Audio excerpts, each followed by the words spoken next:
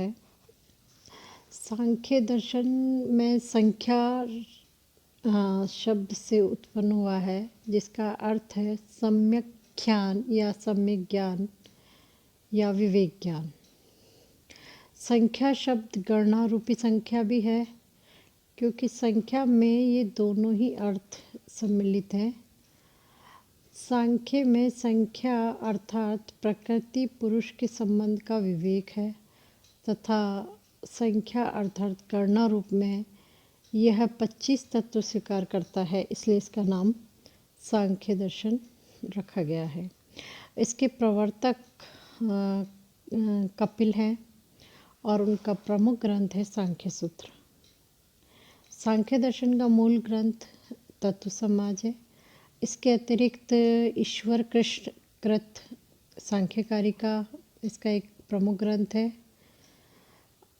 और सांख्यकारिका भाष्य गौडपादाचार्य का तत्व कौमुदी वाचस्पति मिश्र की पुस्तक है प्रमुख।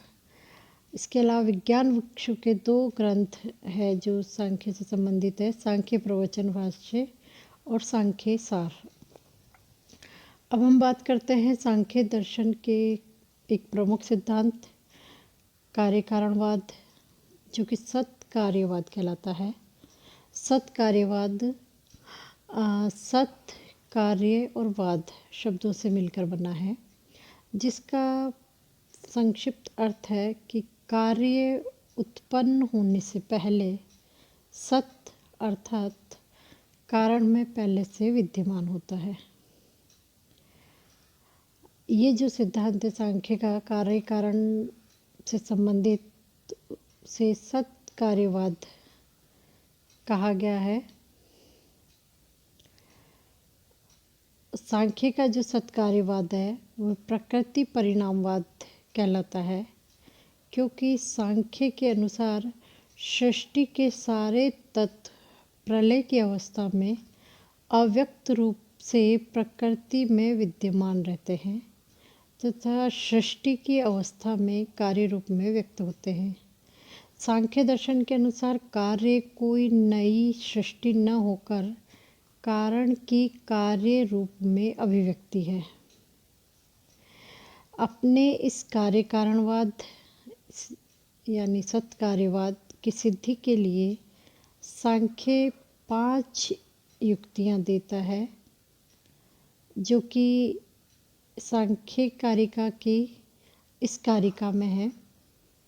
असत कारणात् उपादान ग्रहणात् सर्वसंभवाभावात्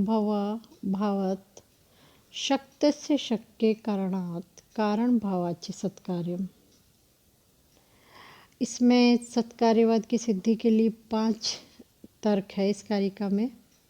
पहला है असत कारणात्, जैसा कि इसके नाम से स्पष्ट है, असत कारणात् जो सत नहीं है, यानी जो कहीं भी विद्यमान नहीं है, उसे किसी भी तरह से उत्पन्न नहीं किया जा सकता। अर्थात कार्य हमेशा कारण में विद्यमान रहता है। इसका उदाहरण है कि कभी भी जिस तरह से बालू मिट्टी में तेल नहीं होता तो बालू से तेल नहीं निकाला जा सकता, उसी तरह से जो सत नहीं है उसे उत्पन्न नहीं किया जा सकता। दूसरा तर्क है उपादान ग्रहणात्।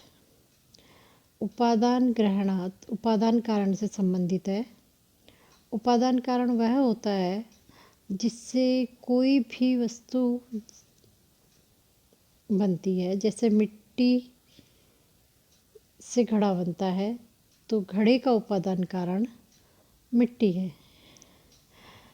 उपादान ग्रहणात् से तात्पर्य है कोई विशिष्ट कार्य किसी विशिष्ट कारण में पहले से ही सत है, जिसे उत्पन्न करने के लिए विशिष्ट उपादान को ग्रहण किया जाता है। उदाहरण के लिए तेल का उपादान तिलहन और दही का उपादान दूध होता है, तभी तेल हमेशा तिलहन से मिलता है और दही दूध से ही बनता है।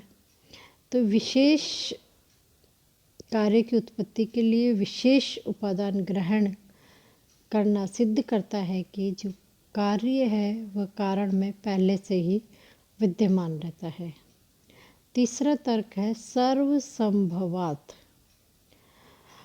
कार्य की उत्पत्ति बिना किसी कारण कार्य संबंध के स्वीकार करने पर सभी प्रकार के कार्य सभी प्रकार के कारणों से उत्पन्न होने चाहिए, अर्थात मिट्टी से तेल, तंतु से घट बन जाना चाहिए। लेकिन व्यवहार में ऐसा नहीं होता।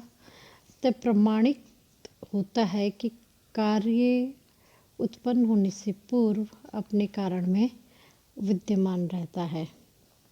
चौथा तर्क है शक्तस्य शक्य करणात्, जिसका तात्पर्य है समर्थ कारण से ही अभीष्ट कार्य की उत्पत्ति होती है।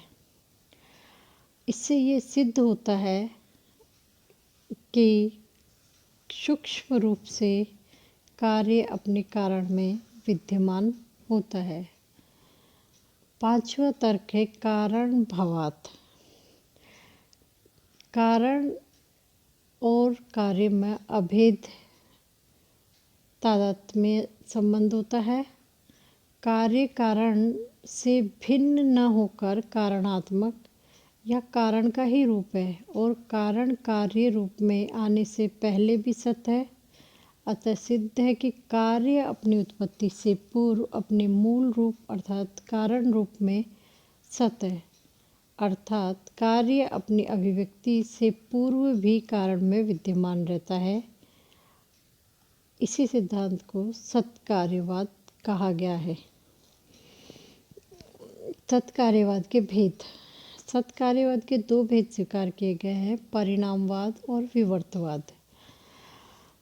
परिणामवाद के आगे चल के दो भेद होते हैं, प्रकृति परिणामवाद और ब्रह्म परिणामवाद।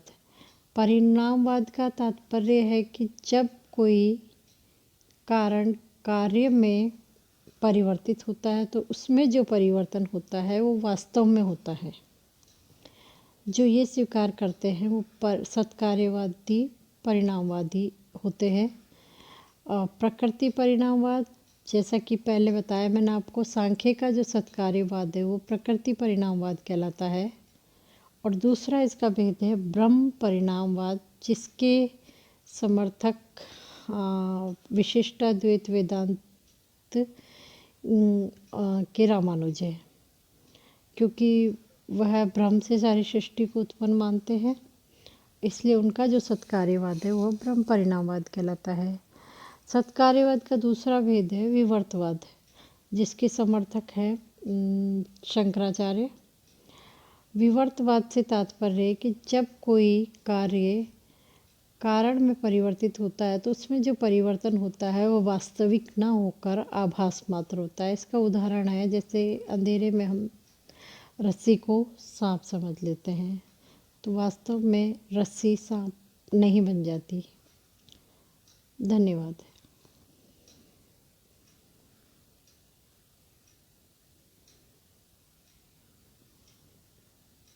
एडिट करनी है? एडिट क्या करेंगे, 9 मिनट की तो बनी है। नहीं, जो आप आखिरी में वीडियो बंद करनी है।